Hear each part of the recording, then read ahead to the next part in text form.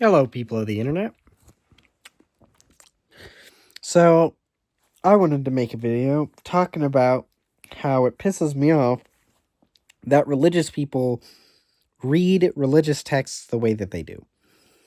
And, well, one thing I want to point out real quick before I get to the actual main topic of the video is I recorded this video before, and because I'm autistic, I jumped to like a bunch of random ass topics that weren't really related to what I was talking about. So it ended up being like an hour long. But the timer that tells me to go to bed, which is, I have it at 12 at midnight. And the reason I have a timer is because I take my Prozac and my edibles at 12 exactly, because I know that edibles work for 6 hours. So then that times it perfectly to where no matter how long I stay up, I'll still be high, because I usually only stay up. Pretty much never stay up until the sun rises. I usually stay up maybe a little before then, but not at that time. So the timer went off and it cut off the recording, and I was like, should I upload it with the abrupt ending? And then I realized I did go on little tangents about stuff, so maybe just redoing this would be better. If you want me to upload that, I would be perfectly happy to, because it's not really that, like, if you want to hear an autistic rant, go ahead and tell me and I'll upload it. Maybe I'll upload it. I don't know. I definitely will if you guys want me to. But so what I mean when it pisses me off that religious people read the text the way that they do. So, like, when I read Job, I read it as a book about a depressed man who is being abused by an omnipotent entity, so much so that he thinks he depends on that omnipotent entity and needs to follow it. When religious people read Job, they read it for the individual verses so they can quote it. The reason I gave Job as an example is because that's my favorite book of the Bible so far. I haven't read all of them, but that's probably going to stay my favorite. Mark is in second place for sure. So yeah, Job is really well written and interesting. And when people quote Job, it always pisses me off, because I'm like, you do realize that there's more to that book than that individual line, right? And I do get that when you quote a book or movie, that doesn't mean you think that that's the only part of that book or movie, or show, I should say, or video game, any media. But that does mean that you think that in this context, that does mean that you've probably only read like the verses to quote them, because, that's what a lot of religious people do. Now, when I read Job, I read it as an emotional story. It's poetry that's talking about a guy's struggles with someone with an omnipotent entity who is abusing him. Which does make me think that it's possible that it was written by an abuse victim. Someone who was writing it because they felt they depended on who was abusing them. Or someone who had a pretty big strike of bad luck, and so was trying to come up with the reason why that bad luck was occurring despite their piousness. And so they either used the character of Job to represent themselves in that struggle, or that was Job who wrote it, although I don't think so. I don't know for sure, because I don't know exactly when Ezekiel and Job was written, and even because I know Ezekiel mentions Job, also the Quran mentions Job, but the Quran is hundreds of years later, so it doesn't really matter. When it comes to historical stuff, like what's in the Quran only sometimes is historically like important, which is just it helps us understand things like Jesus talking as an infant in Surah Maryam is oh my god, it's because I try to pronounce it in like an accent to like sound to try and pronounce it correctly, but Surah Maryam, in Surah Maryam, Jesus speaks as a baby, which is something that's in an apocryphal gospel, or probably a few. So, and Jesus bringing those birds to life. I don't remember which surah this is from. I don't think it was Surah Maryam, because that was focused on Mary, so it was just about her praying to have a kid, and her, having that kid, and that kid as a baby saying, "I'm a prophet, by the way." That's pretty much all he says. It's really weird. I don't know why he talks just to say, "I'm a prophet, by the way," but he does, and it's weird. And it's actually kind of funny. It's like oh, you have a cute baby. And then the baby's just like, verily, verily, I say unto you. It's like, what the fuck? By the way, that's how he worded it in the translation I read. And if you say you can only get the correct understanding of it from Arabic, first of all, I agree. Second of all, I disagree. And what I mean by that is, yes, I know that there's a lot of things, nuances and stuff that are in the language that I won't catch if it's in a different language. But I also know that the meaning isn't torn to shreds by translation.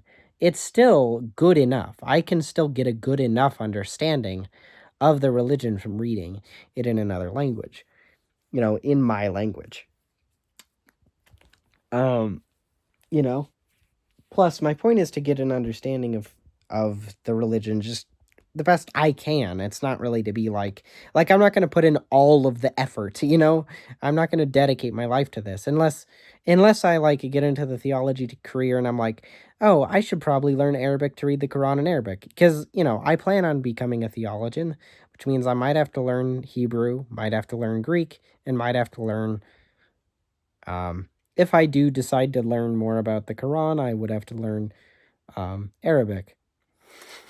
If I want to learn about the Book of Mormon, I have to learn Reformed Egyptian. God, this Mormonism is kind of dumb. I do find Mormonism an interesting idea. Mormonism is, yeah,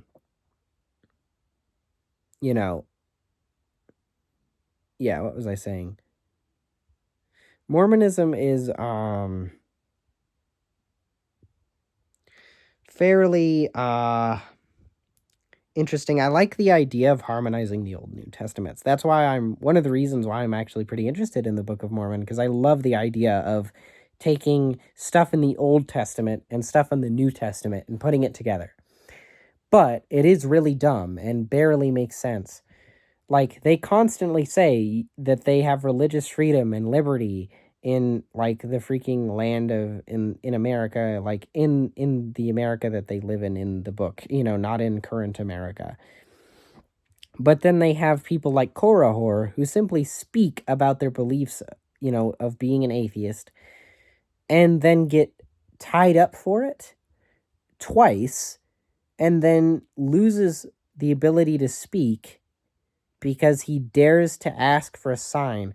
Korihor is my favorite character of the Book of Mormon so far.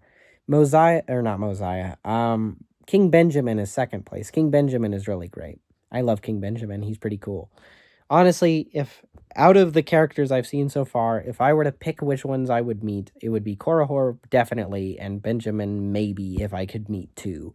Because Korihor seems to agree with me on like literally everything, and Benjamin seems to agree with me on some things. Morally he seems to agree with me. Like when it comes to like knowledge and like what he believes differently, but it doesn't matter what you believe. What matters is being a good person. Which is exactly why even if you believe like people like King Benjamin are good because they're Christians, you should also admit that Alma the Younger fucking sucks because he is a very horrible person. Yeah, I'll give more detail in my video talking about Mormonism and Islam. So to analyze a religious text is a lot more interesting when you're not looking at it as a religious text. If you're looking at it as a book, it's far more interesting to analyze. And sometimes this does even work from a religious perspective. By tradition, it still works. Because you could say, like, analyze the writing style of John by reading the Gospel of John and the Epistles of John, even though, and I guess Revelation, depending on whether you believe John of Patmos is the same John or not. The thing is, though, is most people believe that those were all written by different people, that the Epistles of John and the Gospel of John are forgeries, and that John of Patmos, I'm pretty sure a lot of people don't believe he's the same dude. Especially since the title of Patmos is like not really given by him anywhere else, which makes me think that it is someone else. If it is meant to be the same person, it was written by someone who didn't know that like he never used the title of Patmos. But it doesn't matter.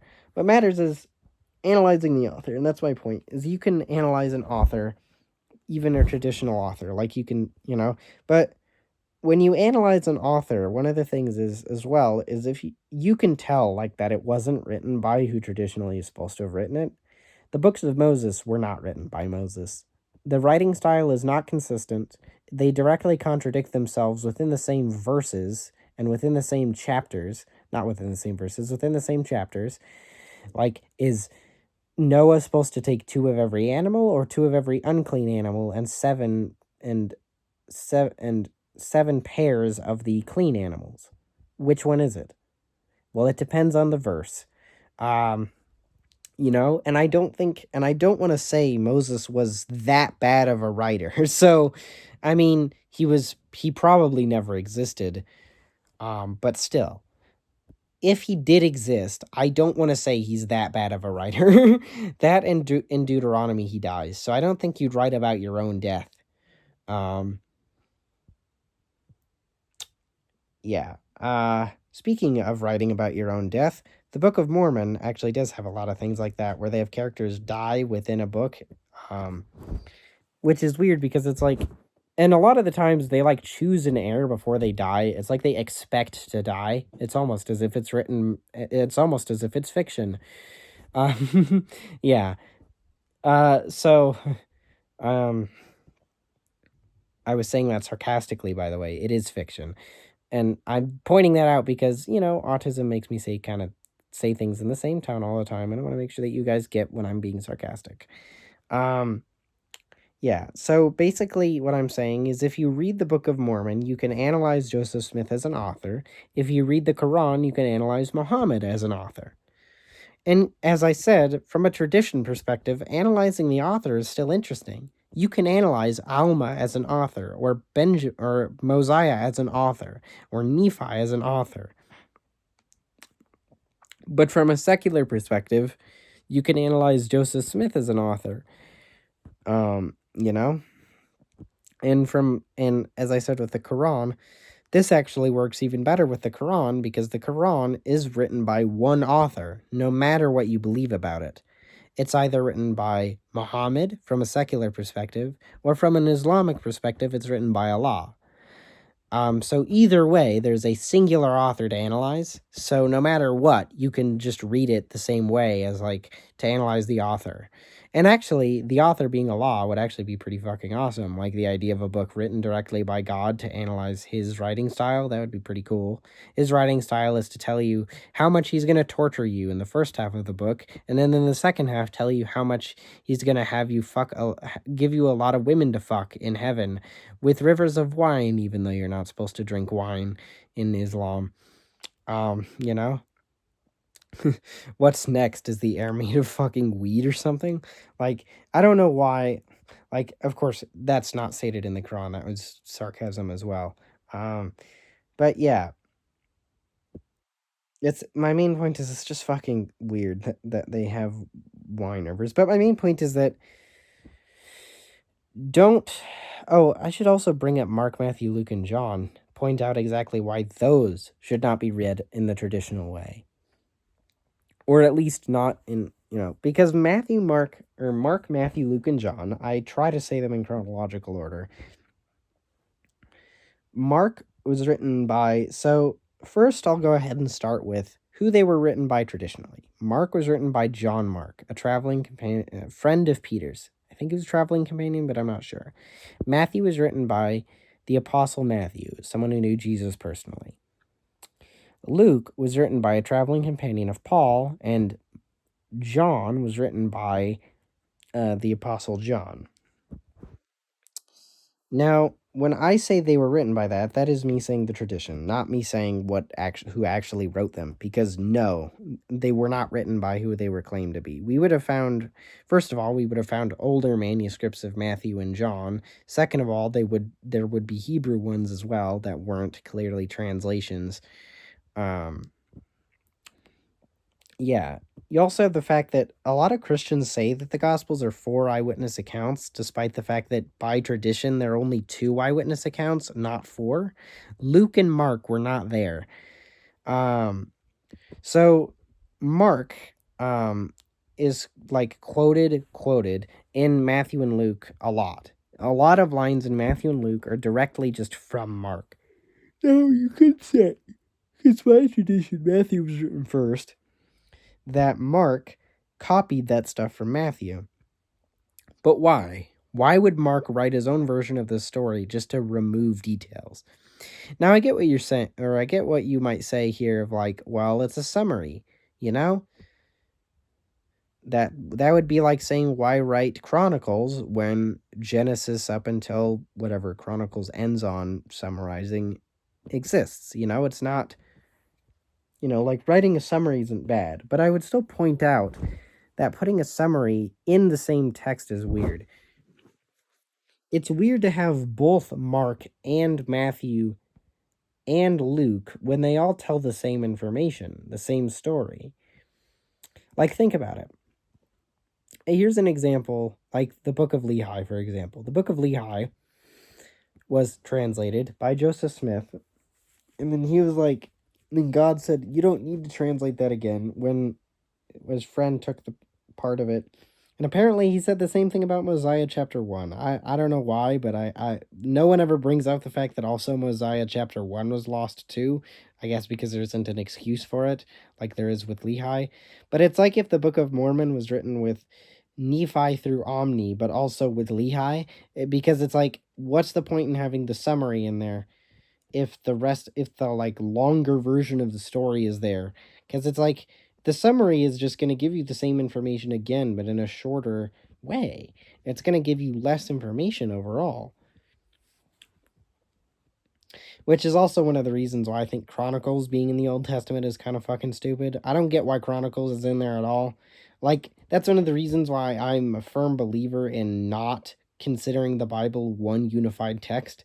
Because if you consider it one unified text, then then whoever compiled it was terrible at storytelling, because you don't stop in the middle of one story to then tell the story you just told again.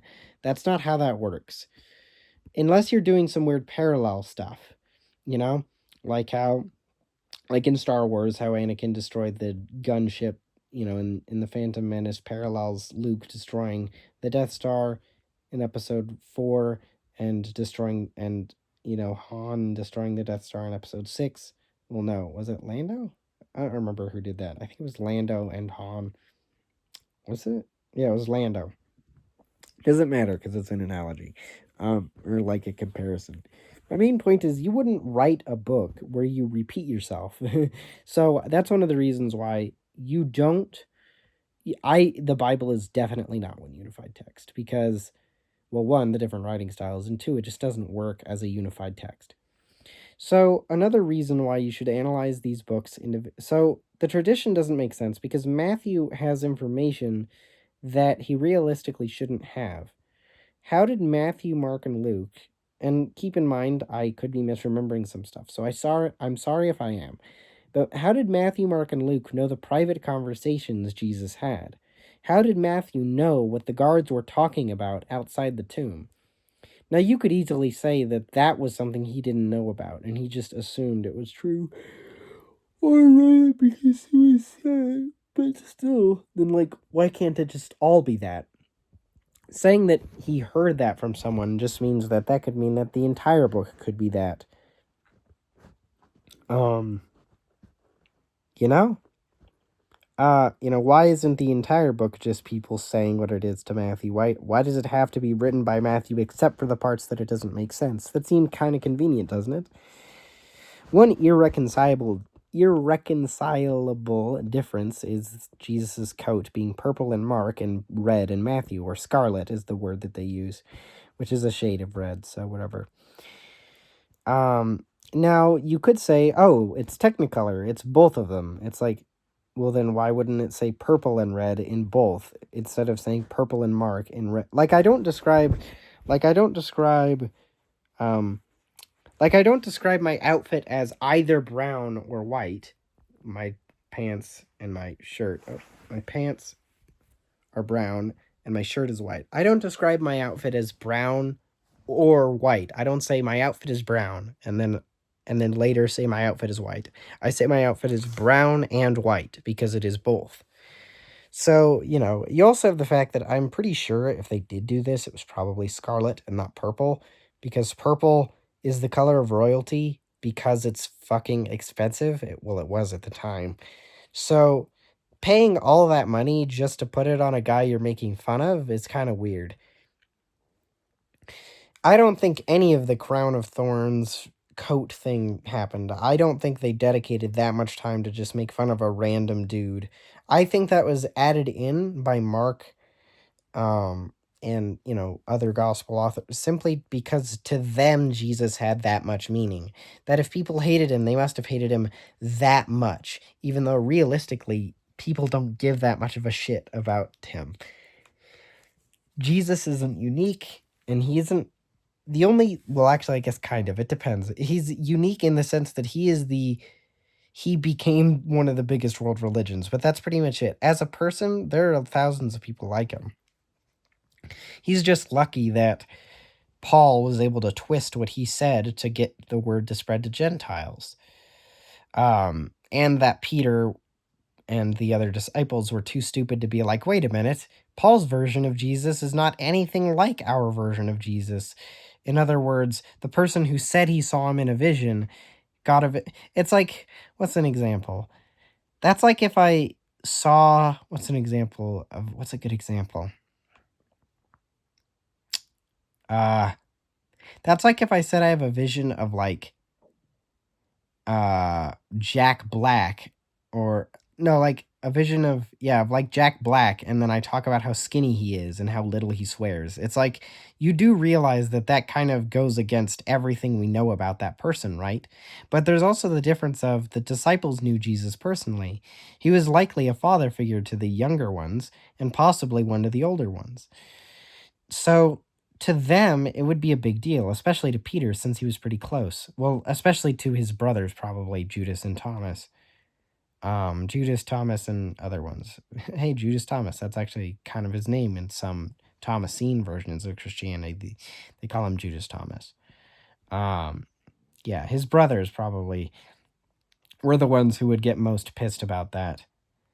One of the things is I don't know which version of events happened about like Judas's life. Did he hang himself like in Matthew, or did his guts explode like in Acts? Because well, it probably wasn't the gut exploding part, but like, did he buy a farm like in Acts? I should say, um, and and I guess his guts could have exploded from some non-God related reason, you know. And I can't entirely rule out that it was a God-related reason, but that doesn't mean that I have to assume that it is. Yeah, so Acts. So I have a feeling that it was probably that he bought a farm with the money, but of course his guts didn't explode.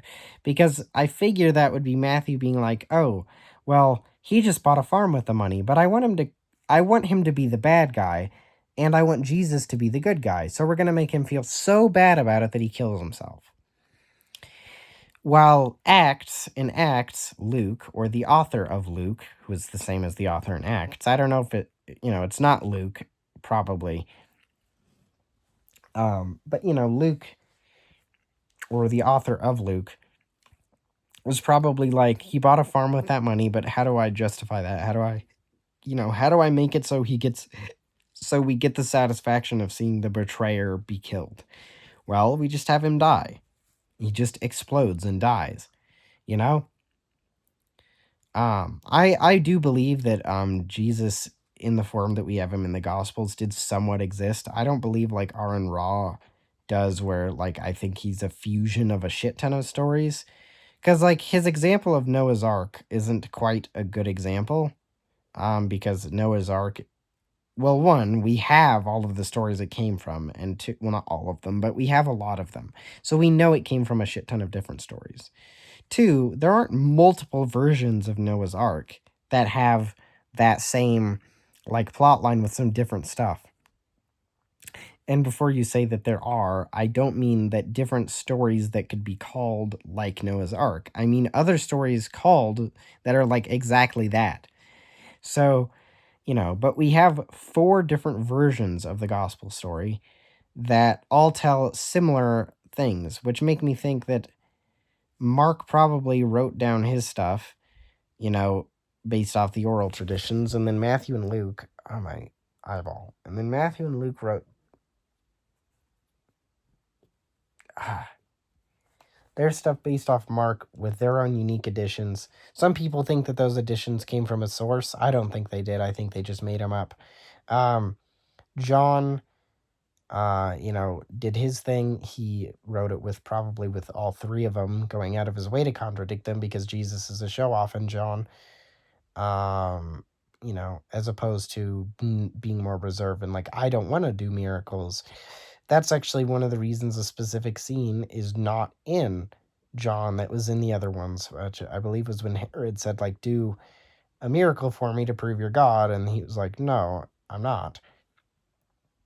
So my main point is just Matthew, Mark, Luke, and John are separate books for a reason. And all four of them are in the Bible to convey different messages. So one of the reasons why reading them as books is better is because poetically, like, you can get better meaning from them. If you read Matthew, Mark, Luke, and John as books to get individual meanings from them, then Mark, you get the idea of a Jesus who struggles, and Matthew as well. You get the idea of a Jesus who struggles, who had to deal with the problems of the immense pain of being crucified, while also the fear of death. In Luke and John, you get a more perfect Jesus, one who couldn't give any less of a shit about being crucified. In other words, not interesting to read about, but let's move on from that. He had no struggles whatsoever. So one thing to point out is they are for different reasons. Mark has an adoptionist view that he became the Son of God when he was baptized. Matthew is Jewish, while Luke is a Gentile. So Matthew's story is more Jew focused, while Luke is more Gentile focused, which does fit with tradition, which is actually kind of interesting. Coincidentally, it does. I don't think it fits with tradition because their tradition is true. I'm not against the idea of the tradition being true. I just know that there's evidence that it isn't true. So, yeah.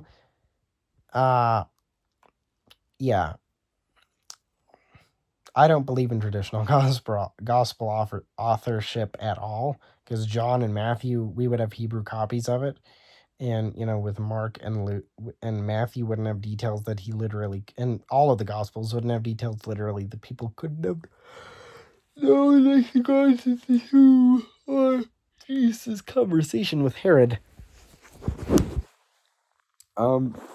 My main point is I have a feeling that the individual Gospels were put in there for the meaning that they conveyed, not because they were all meant to be literally true stories. In case you were wondering, and you probably weren't because it's pretty obvious, I do really hate people who take the Bible entirely literally. But basically what I mean is analyze the Bible as a book. Don't analyze it as like the book, One of the other issues is Christianizing the Old Testament. I don't know if I already brought this up. I hope I didn't. But like with the book of Tobit, for example, a lot of people say that Sarah's marriage is like a lot of people. I heard one person say this. A guy said that it's a representation of Jesus's marriage to the church. And he said that if I don't interpret it that way, then I'm not understanding the book properly. And it's like, if I don't interpret the book exactly how you do, in a way that involves assuming that the authors who had no idea about Jesus were writing a story to represent Jesus, then I'm not reading it correctly. I interpret it based off historical context and the words in the book. So things that I know for sure that are just facts stated directly in the book are things like Sarah, Tobit is blind, gets cured. Tobias wants to marry Sarah, and they get married at the end. Things that come from interpretation are things like Sarah probably not wanting to actually get married because her husbands get killed by Asmodeus. And the reason I think that is the case is because Asmodeus, because the husbands, if I remember correctly, although the number could be wrong, I do remember it was large. I think it was seven husbands that she had that were killed. Why would you get remarried that many times? You would notice the pattern, wouldn't you? And if she knew it was Asmodeus the first time, then she would have assumed that it would be him the later time, so she would have stopped. And what that makes me think is that she's not getting married because she loves the people she's marrying. She's getting married because her society tells her to, which means that it kind of fucking sucks. And that also means Asmodeus could be the good guy. He could be helping her not have to be married. Kind of like it's like a loophole. But, she is clearly sad about the fact that she can't get married, which makes me depressed because it's like, wow, she's sad that she can't meet the expectations forced on her by her society. Like, it's kind of sad that, like, that's how that is, that she's depressed because she can't be the way her society tells her to. But yeah, so those are things that come from interpretation. Um, you know, and even the idea of Jesus, of it representing Jesus's like relation to the church, that is an interpretation, and it's fine to have that one. I think it's dumb because it's based off nothing other than you are Christian and are reading the text. That's the only reason you would come to that conclusion is if you are Christian and read the text, or if you're Catholic, I guess you'd probably get told that maybe by someone. Because Catholics, they just kind of follow what the Pope says. Except for my family. I don't know why we call ourselves, they call themselves Catholic. And, they don't really have anything that makes them different from Protestants, to my knowledge. I've heard them, I think they told me about the whole story with Peter being crucified upside down, which is something unique to, Catholicism. A lot of things are unique to Catholicism because the Pope's word is the same as something in the Bible. And that's because originally when it first popped up, people couldn't really read, so they needed a dude to interpret stuff. And plus you also had the fact that if a dude interpreted stuff, he could just say this is the rules and it was the rules. So it was easier to control. So that's why there are things that Catholics believe that just aren't in the Bible, and that's why there are more books in the Catholic Bible because the Pope was like, we need to put more in, So like that's why there's things like Peter being crucified upside down, which is in the Acts of Peter, not in the Bible, and Andrew being crucified in like an X way, which is from the Acts of Andrew, I think. I could be wrong on exactly where they're from because I haven't read all the apocryphal texts yet, or well, not yet, because there is no way to read all of them. Saying I'm going to read all of them is kind of a weird goal to have because that's impossible. There's so many and a lot that we don't even know of. I'm going to read as many as I can get through. Yeah. So my main point is read a book as a book. Whether you believe in that book as a religion or not, it's important to read the book as a book.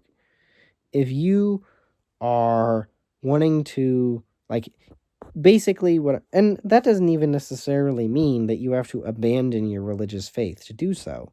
Reformed Jews can be atheists, and it's weird to say that, but Reformed Jews have a lot of freedom when it comes to what they can believe. So they can believe that Job was written and that any book was written by someone else, not in any way related to the person. What's important is that the word is what God wants you to read. What's important is the lessons that the book teaches, not that the books were written by who they're supposed to be written by. It's more like a dharmic faith, I guess I should say. The point in reading it is to get a lesson from it. A dharmic faith or Satanism, I guess, actually would also be an example of a religion like that, where the point in reading the main text is just to get an understanding of what we think.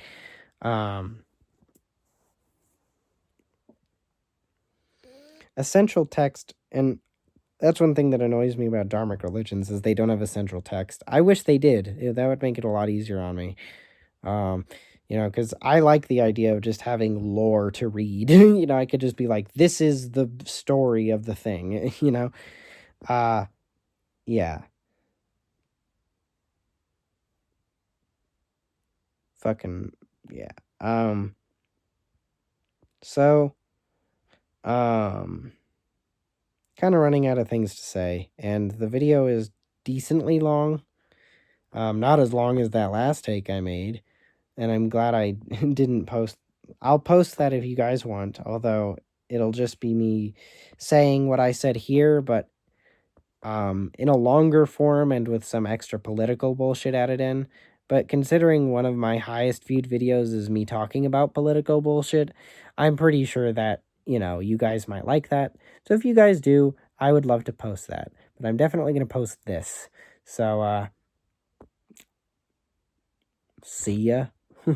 Well, I guess see you when I make that Book of Mormon video. Unless you guys want me to upload the past version of the video, then, of this video, then, I guess see you then. I don't know. Well, I mean, I won't see you at all because I'm not seeing you. Anyway, yeah, I'm kind of overthinking my own words here. Bye.